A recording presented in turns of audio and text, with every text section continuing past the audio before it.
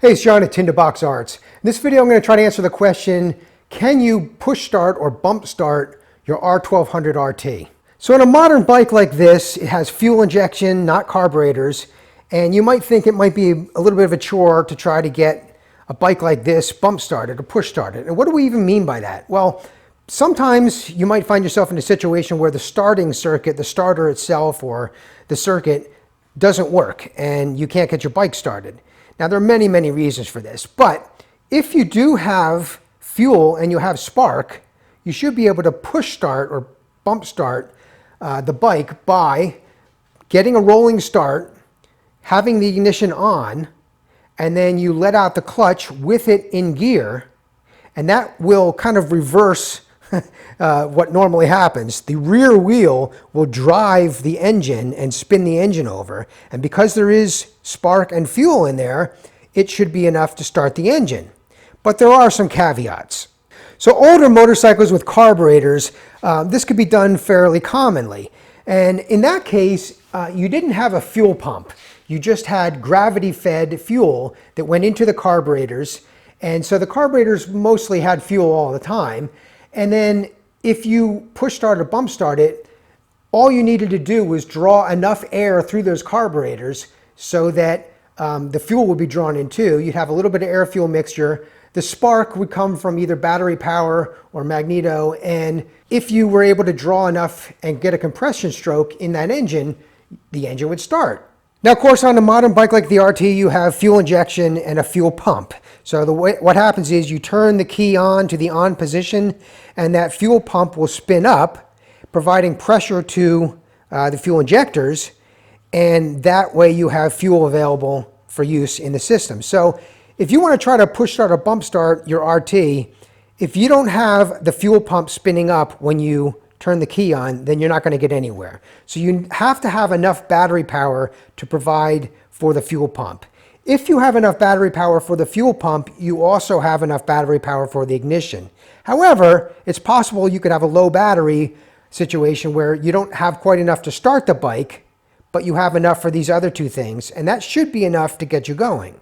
Now look, I did another video on another bike that I own, on this one, and I was able to push start or bump start this fairly easily. I mean, it almost took no effort at all. But the RT is a different animal. It does have big old pistons in there, and it takes quite a lot of effort, quite a lot of energy to move that mass. So it can be done, and I did prove that. I'm going to show you in a second with some examples, but there are definitely some caveats. So the two basic ways you might get rolling are to park yourself on the top of a hill and just roll down. And if you're lucky enough to be around a hill, that's great. Or you might have a helper or multiple helpers who will push the bike from the back, get you going, and then once you get to a certain speed, you can let out the clutch and try to start the engine. Now, I didn't have any helpers for this demonstration video, so I picked some local hills here. I tried my own driveway, which has a slight incline, and some local roads, which have a little bit more of an incline.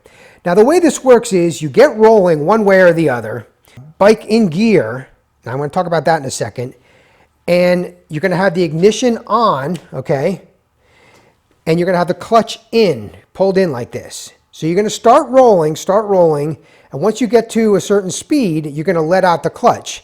Now, in the old days, I see a lot of people where they just snap the clutch, right? You don't need to do that. In fact, you probably shouldn't do that. On the other hand, you don't want to let it out slowly either, because that will bleed off energy and you won't have enough energy to turn over the engine. So it's something in between those two extremes. So when I let it out, it's going to be something like this, all right? I'm not really snapping it. I'm not just letting go like that. But I don't want to let it out slowly either. So a fairly good release. Now let's talk about which gear you pick. On my other bike, I was able to start it in first gear or second gear. On this bike, as you'll see in my experiments, second gear was the only way I could get this thing started. And even then, it was a little bit dicey. When you have it in first gear, basically there's not enough traction on the rear wheel so that when you let out the clutch, you're going to just slide on your rear wheel in first gear. And that's because there's so much mass involved inside this engine here that it takes more to turn over than you have traction. So the only way I was successful was to do second gear. Now, even in second gear though, what I found after some repeated experiments on this bike was that I had to be going a pretty good clip or else there just wasn't enough energy to turn over the engine. So it seemed to be about 15 miles per hour is where I needed to be. I had to have that much energy behind the wheel here and in second gear before that engine would turn over enough to start. So let me show you what I found.